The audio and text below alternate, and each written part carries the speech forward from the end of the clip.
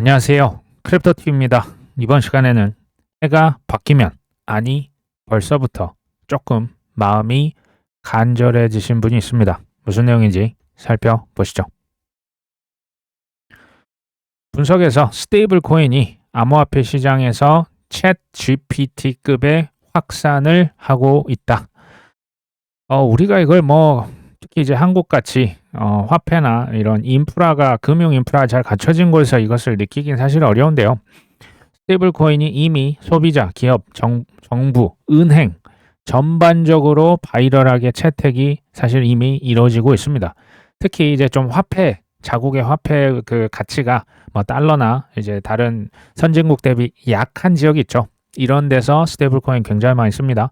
인공지능 산업과 마찬가지로 미국이 이 분야에서 우위를 점하고 있으며 점유율 확대를 위해서 적극적으로 노력을 하고 있다. 사실 저는 이제 그때가 2010년도 초반으로 기억을 하는데요. 스마트폰에 있어서의 띵 모먼트가 바로 저는 아이폰 4였다고 생각을 합니다. 그때 이제 혁신적인 이렇게 깔끔하게 이렇게 그 사람들이 원하는 딱 그 갖고 싶은 핸드폰이 아이폰 4였거든요. AI에서는 챗 GPT 3였다라는 생각이 들어요. 이게 이제 임계점, 티핑 포인트라고도 하죠. 제 기준으로는 스테이블 코인은 아직까지는 그 임계점에 도달하지는 못한 것으로 보입니다. 이게 언제 올 것이냐? 이걸 정확하게 알 수는 없습니다. 근데 확정된 미래가 이게 맞다라고 한다면 스테이블 코인들, 자산 토큰화들이 된 것들이 왔다 갔다 하는 그 퍼블릭 체인들, 우리가 투자할 수 있는 그 인프라, 망을 선점해서 저는 가만히 있자는 주의죠. 또 하나의 실은 확정된 미래, 저번에 얘기를 드린 바가 있는데요.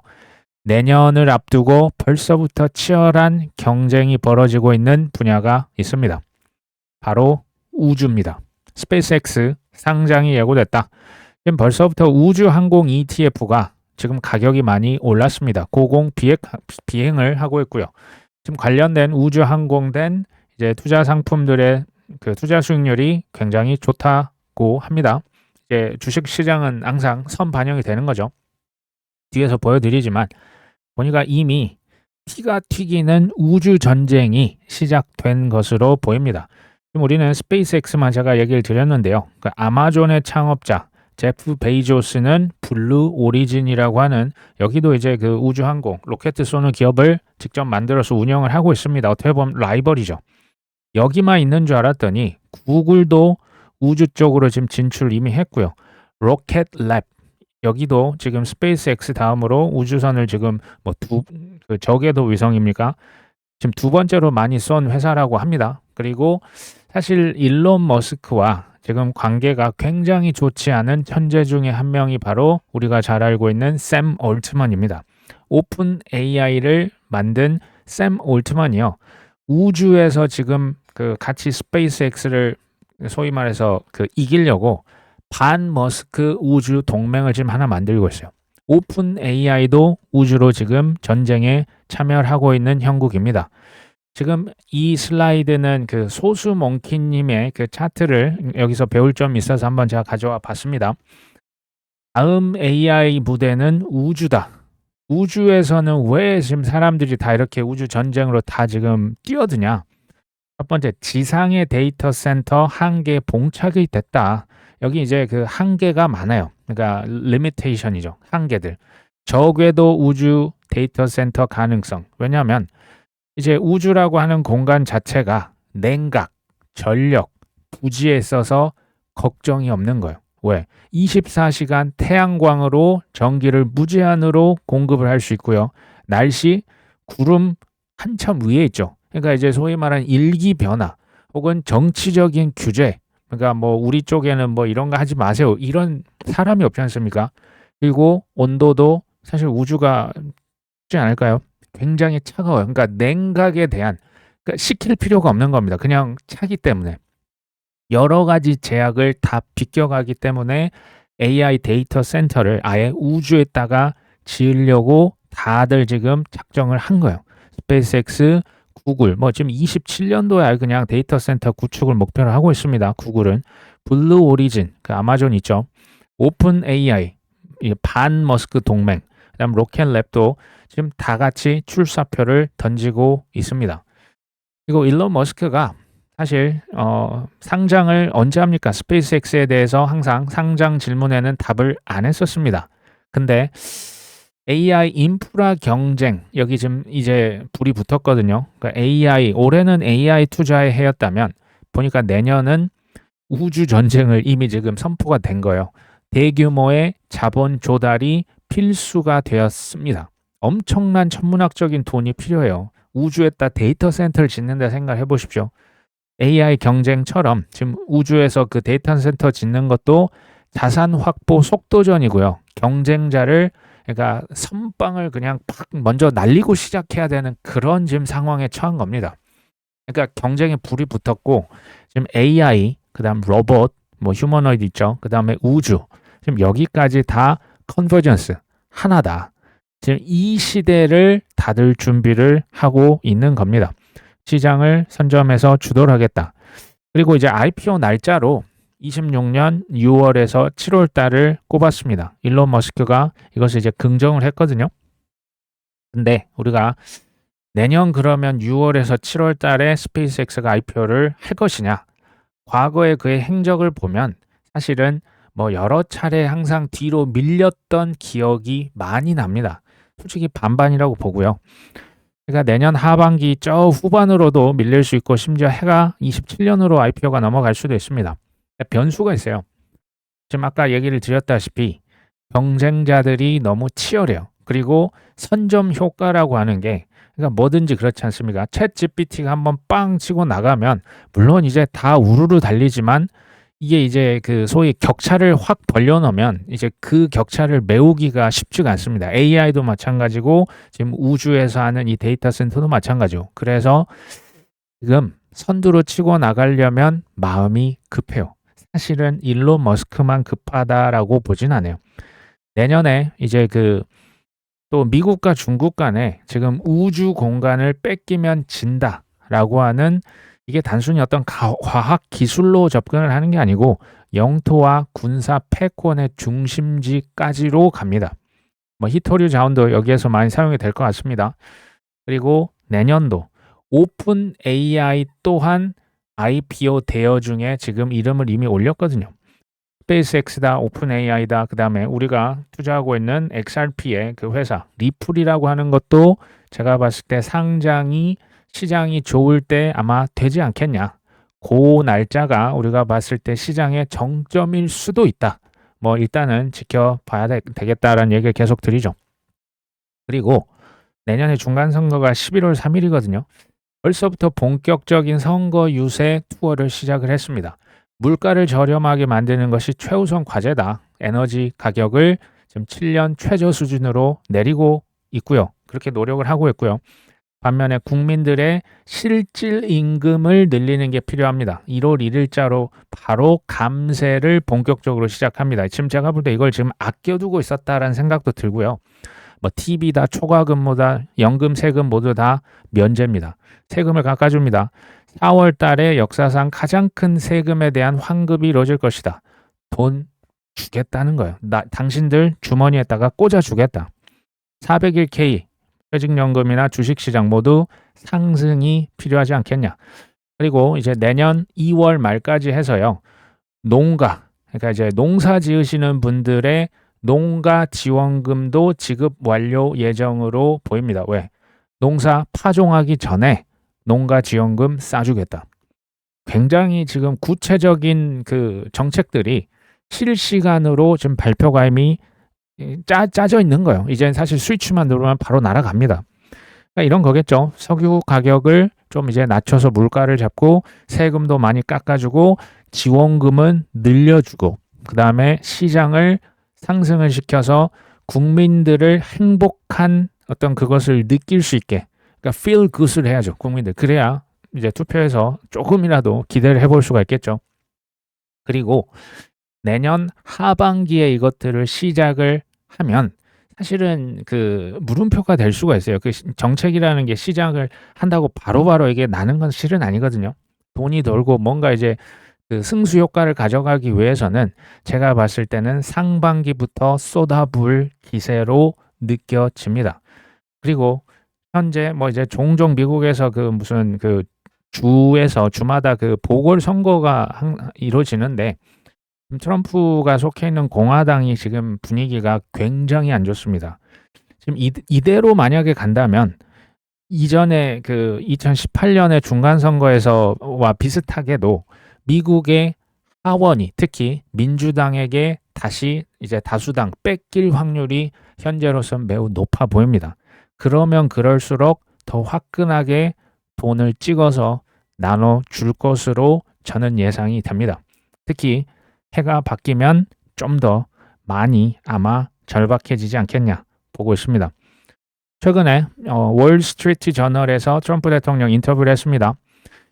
1년 뒤에 기준금리가 얼마나 될 것 같으십니까? 라고 물어봤는데 트럼프 대통령 대단합니다. 그러니까 트럼프 대통령 이제 나이가 이제 80 정도 되셨잖아요.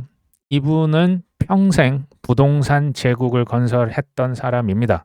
부동산은 자기 돈으로 건물을 지을까요? 다 어디에서 은행이고 어디고 돈 빌려와서 엄청나 크게 뭐 리조트 짓고 뭐 호텔 짓고 하겠습니까? 돈 빌려서 합니다. 금리가 비싼 것 자체를 극도로 싫어하는 분이 그래서 트럼프예요. 현재 금리가 3.5에서 3.75%거든요. 연준에서 금리 한번 낮췄죠. 그러니까 연준 그 파월 의장을 또 비판해요.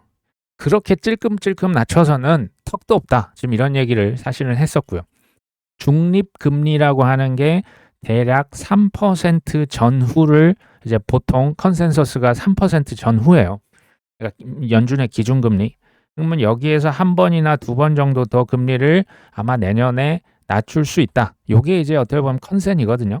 근데 트럼프 대통령은 1% 또는 그것보다 더 낮춰야 된다. 실제로 이렇게 언급을 합니다. 괄호 열고 닫고죠.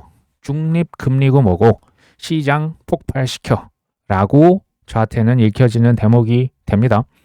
그리고 인터뷰에서 연준 의장이 금리 결정, FOMC 회의하고 금리를 뭐 낮추냐 아니면 동결하냐 그 결정하기 전에 대통령과 상의해야 된다는 입장을 재차 강조했습니다.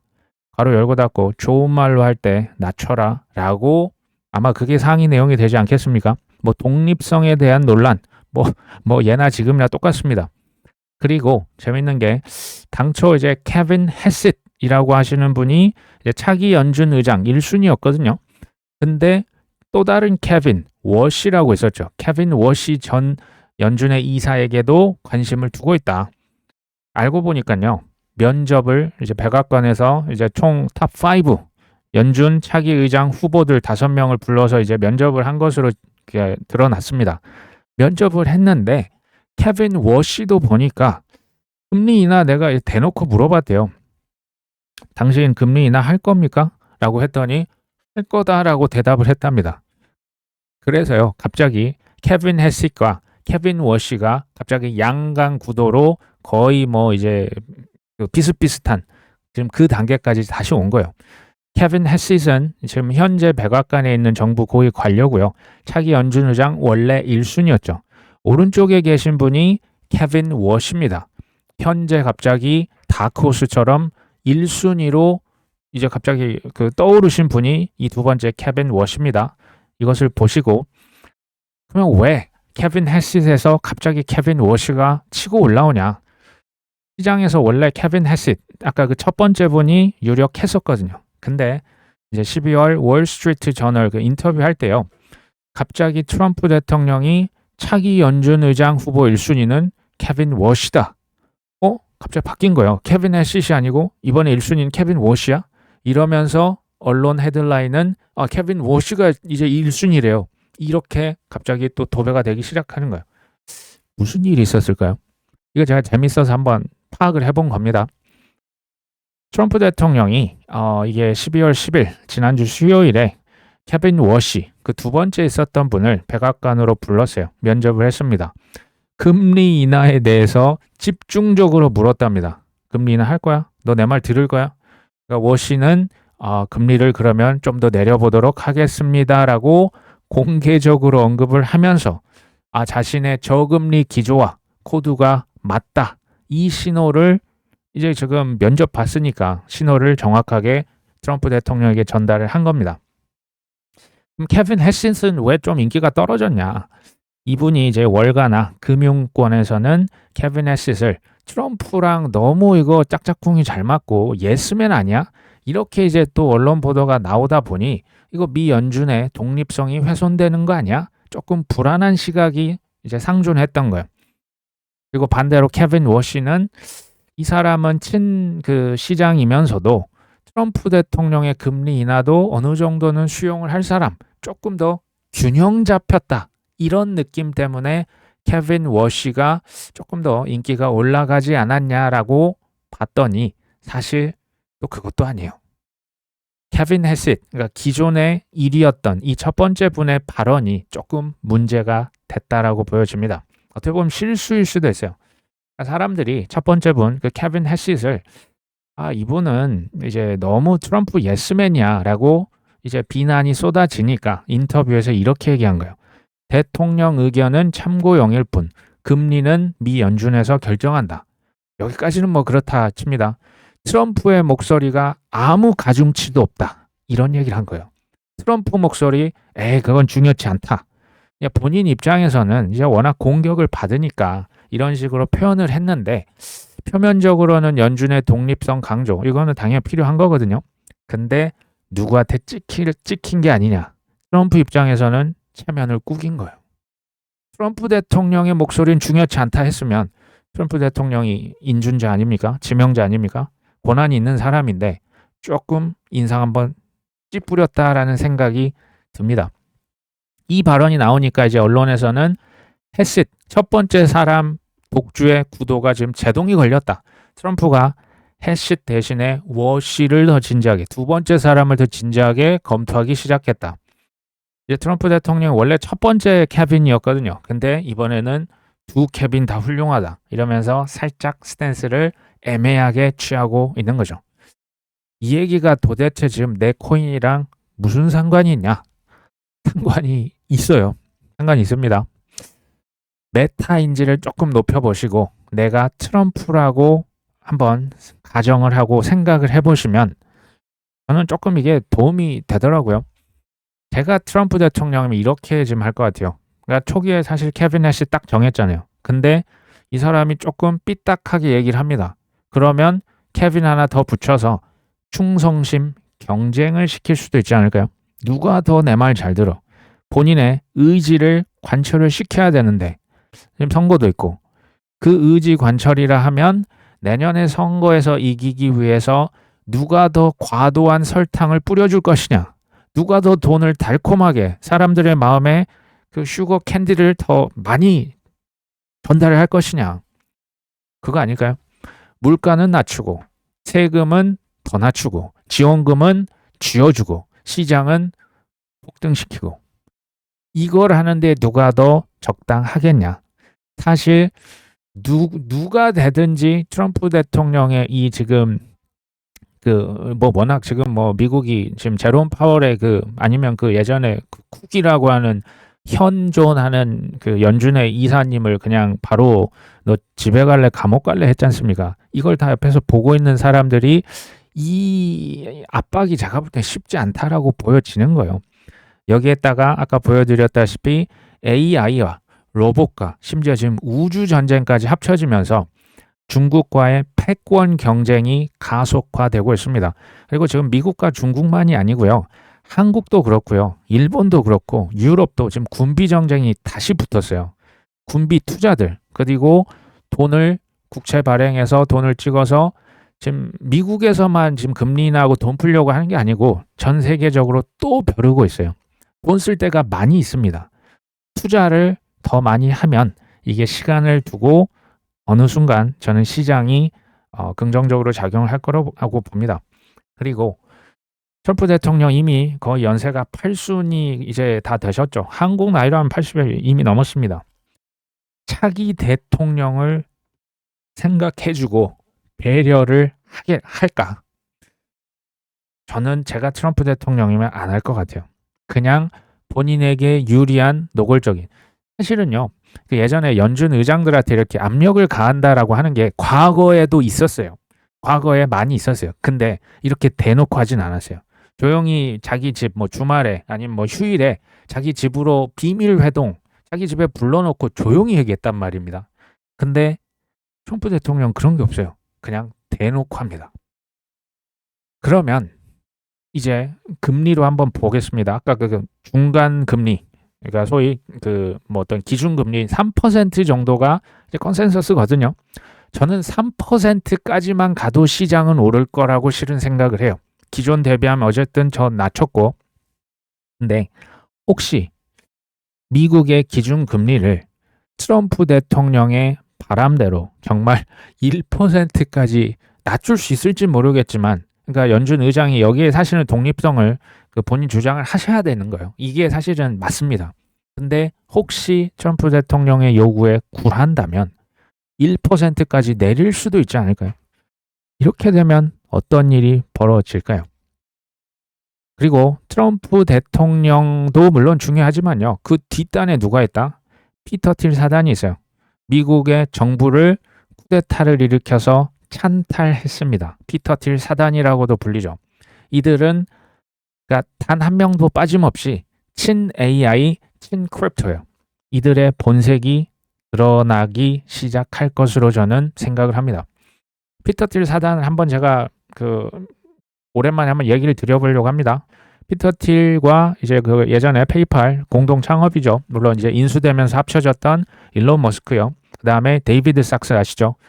지금 미국의 부통령 JD 벤스가요. 피터 틸 사단의 거의 뭐 제자격이에요. 뭐 회사의 인턴 뭐 이런 직원이었다라고 합니다. 그 다음에 이더리움 파운더 있죠. 비탈릭 부터리는 피터 틸 사단의 장학생이었습니다. 이더리움에 대해서 그래서 피터 틸이 누구보다 잘 알고 있어요. 그 다음에 마이클 크라치오스. 그러니까 트럼프 일기에서도 백악관 AI 쪽. 그러니까 뭐 회사로 치면 CTO예요. 최고 기술 경영자고 지금도 백악관에 과학기술정책실장이 있습니다. 일단 피터 틸 관련된 회사에서 같이 일했던 동료 혹은 후배들이라 보시면 돼요. 짐 오닐이라고 한 사람은 현재 미국 보건복지부의 차관으로 근무를 하고 있습니다. 그레고리 바바치아라고 하는 사람도 관리예산국의 CIO입니다. 다 피터 틸의 인재들이에요. 지금 미국 그 행정부에 다 지금 주요 요지에 다 들어가 있어요. 켄 하올이라고 하는 사람도 덴마크 주재 미국의 대사입니다. 이 사람도 지금 피터 틸 사단이고 팔란티어의 대표였죠. 알렉스 카프. 그러니까 정치나 주요 경제 인사들이 피터 틸 사단이 1기에 이어서 2기에도 다 스며들어 있는 거예요. 어렵게 미국의 정권을 탈환에 성공을 했습니다. 눈에 보이는 성과 없이 그대로 끝낼까요? 이제 지금 딱 첫 번째 해 아닙니까? 내년이 두 번째 해가 되겠죠. 트럼프 2기의 두 번째 해입니다. 올해 많은 것들을 보여주겠다라고만 했지 실제로 뭔가 보여줬다라고 보긴 좀 애매한 것 같아요. 특히 우리는 이제 가격에 좀 이제 목숨을 걸고 있죠. 내년도부터는 구체적인 결과를 선보이지 않겠냐. 이제 뭐 연말이 되니까요. 뭐 맨날 하는 거 있죠. 뭐 부동산 가격 전망, 뭐 코인 가격 전망, 뭐 이런 거 합니다. 뭐 주식도 뭐 코스피가 몇 천을 간다 이런 거 하죠. 투자라고 하는 건 저는 현재와 미래 그 차이, 격차에 베팅을 한다라고 보고 있어요. 현재와 미래 어떻게 변할 것인가 거기에 미리 가서 베팅을 하는 겁니다. 근데 저는 단기 가격은 사실 물론이고 연말의 가격 예측 이제 항상 뭐 연말 연초에 이런 거 하잖아요. 올해 말에 얼마가 될 것 같습니까? 의도적으로 최선을 다해서 무시하십시오. 아무 의미 없습니다. 이젠 잘 아시리라 봅니다. 호재에도 약세가 이어지니까 전문가들이 올해 비트코인 가격 예측을 30만 달러, 다 25만 달러 얘기했잖아요. 근데 이것을 15만 달러로 낮춥니다. 상황이 좀 그러니까 일단 쓱 낮춘 거죠. 나중에 또 뭐 10만 달러로 낮추는 거 아닌지 모르겠어요. 아무 의미 없는 거예요. 이런 거는. 아무 의미 없습니다. 내년 전망은 어떻게 될 것이냐. 뭐 4년 주기에 따라서 이제 약세를 보일 것이다. 이런 의견이 있고 하나는 유동성 이제 회복되면 새로운 고점을 밀어 올릴 것이다. 맨날 이런 얘기입니다. 그렇죠? 저는요. 투자를 이렇게 하셨으면 좋겠어요. 내가 그리고 있는 확정된 미래 근데 아직 확정은 아닌 거죠. 그 미래가요. 실현이 되기 전까지 가져가는 게 전 맞다라고 봐요. 뭐 이더리움의 미래, 제가 XRP라고 하는 뭐 코인 여전히 잘 들고 있지만 CBDC가 전 세계적으로 각국 중앙은행들 CBDC 찍어낼 거예요. 걔네들끼리 환전되고 송금하고 결제하는 그 브릿지 커런시 환전해주는 그게 이제 XRP가 쓰이거든요. 그게 실현이 되기 전까지 XRP를 왜 파냐는 거예요. 그게 실현이 돼야 XRP의 가격이 저기 위에 가 있지 않을까요? 그게 언제인지를 알면 주의하라고 얘기를 드렸습니다. 그걸 어떻게 합니까? 가치보다 그리고 가격이 너무 높을 때가 가끔씩 나옵니다. 그러니까 미래가 실현되기 전까지 전 장기 물량을 별도로 빼놓습니다. 근데 가치보다 가격이 심하게 높으면 저는 그때는 일부 당연히 팔아야 된다라는 주의고요. 반대로 가치보다 가격이 지금처럼 너무 밑에 이렇게 막 바닥에 쓸려 있으면 적당히 주워 담자, 여력이 되는 대로. 단기 가격 예측, 연말 가격 예측, 의도적으로 최선을 다해서 무시하십시오. 내가 바라고 있는 그 미래가 내 눈앞에 펼쳐지거나 혹은 너무 가격이 거품이 많이 끼었다. 그럴 때 좀 매도를 고려해 보시면 되겠죠. 지금은 당연히 아닙니다. 영국의 투자은행 바클레이즈 뭐 그 누구 어떤 뭐 유명한 누가 얘기해도 네네네 하시면 됩니다. 내년 암호화폐 시장 뚜렷한 촉매 없인 약세가 지속이 될 것이다. 코인베이스다, 로빈후드다 주요 플랫폼의 핵심 수익원인 현물 시장에서 거래가 많이 줄었어. 개인 투자자들도 요즘 거래 안 한다던데 이런 게 이유가 될 수 있습니까? 현재로서는 수요를 되살릴 만한 뚜렷한 촉매가 보이지 않는다. 24년도 비트코인 ETF 승인, 24년 11월 친코인 대통령 당선, 뭐 이런 굵직한 이벤트가 없는 한 시장의 구조적 성장은 조금 어렵겠는데 이런 얘기죠. 내년에 뚜렷한 촉매가 없이는 약세가 될 것이다는 제가 이거 똑같은 말입니다. 내년에 큰 촉매를 누군가 하나 만들어주면 엄청나게 오를 수도 있는 거 아닙니까? 올해 4분기에 혹시 이 정도의 폭락과 이 정도의 이제 그 오랜 지속적인 조정을 예견하신 분이 혹시 있으십니까? 거의 없겠죠. 20년도 3월 달에 코로나 폭락, 21년 5월 달에 뭐 이제 석가탄신 일에 큰 폭락이 있었고요. 22년 5월 달 테라루나, 22년 11월 달 FTX 파산했었죠. 24년 8월 달에 여기 이제 그 엔캐리 트레이드 청산 공포가 대단했습니다. 요거 혹시 맞추셨던 분이 있을까요? 한 명도 없을걸요. 전쟁이 언제 터질 것이다. 뭐 거기 이제 쳐들어가려고 하는 그 이제 국가의 정상 정도는 알겠죠. 날짜에 맞춰서 내가 가격을 예측하려고 하는 시도는요. 저는 둘 중 하나가 아닌가. 굉장히 교만하거나 아니면 무지하거나. 이 날짜를 맞춰서 내가 얼마가 될 것입니다. 아니면 이제 뭐 시장에서 이제 전문가에게 뭐 물어봤을 때 뭐 어쩔 수 없이 답을 하는 경우도 있겠죠. 제가 이제 올해 좀 이 시장에 있으면서 깨달은 건요. 절대 다수의 사람들이 확신을 할 때는요. 그게 잘 안 이루어지더라고요. 무조건 그 뭡니까? 업토버, 문벤버, 불셈버 얘기했는데 지금 어떻게 됐습니까? 잘 안 이루어지더라고요. 그러니까 이걸 뭐 100%까지는 아닌데 그런 경향이 상당히 큽니다. 그러니까 대부분이 부자가 되는 세상은 보니까 없어요. 대부분이 뭐 그냥 한 중산층 서민들 뭐 80% 90%가 다 코인으로 뭐 수백억 벌고 수십억 벌고 다 회사 때려치고 그런 세상은 존재하지가 않습니다. 어떻게 해서든 위아래로 흔들고 좌우로 흔들어서 탈탈탈탈 털어냅니다. 현재 코인 시장의 분위기는 어떻습니까? 절대 다수가 시즌 종료라고 얘기를 하는 것 같아요. 제가 볼 땐 80에서 90% 정도. 그러면 정말 그들의 바람대로 될 수가 있을까요? 될 수도 있는데 저는 뭐 그렇게 보지는 않습니다. 본인마다 제가 뭐 설득하고 이런 방송이 아니에요. 패권 국가들의 역사를 보시면요. 항상 그 기축 통화 관련해서 왕권에서 뭐 그리스부터 뭐 로마 제국, 저기 뭐 예전에 스페인, 아니면 뭐 중국의 원나라 저 이제 그 몽골 쪽 있잖아요. 화폐를 항상 발행을 남발했습니다. 이걸로 인플레이션이 벌어졌고 국가 경제 기능이 약해지면서 그 강력했던 제국이 다 무너졌습니다.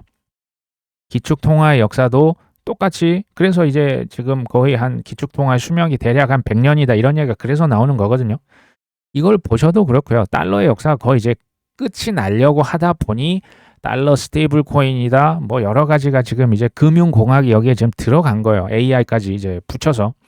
그리고 트럼프 대통령의 성향, 이분의 심리, 부동산으로 큰 제국을 건설했던 경력, 이분의 경제, 그리고 내년의 특수성이 있죠. 선거가 있다는 특수성, 매크로 거시경제 방향성, 그리고 이미 보여줬던 증거들이 있어요. 아직 현실화가 되지는 않았지만 이런 것들을 종합적으로 판단을 해보면 코인 파티가 애초부터 없었거나 아니면 사라진 게 아니고요.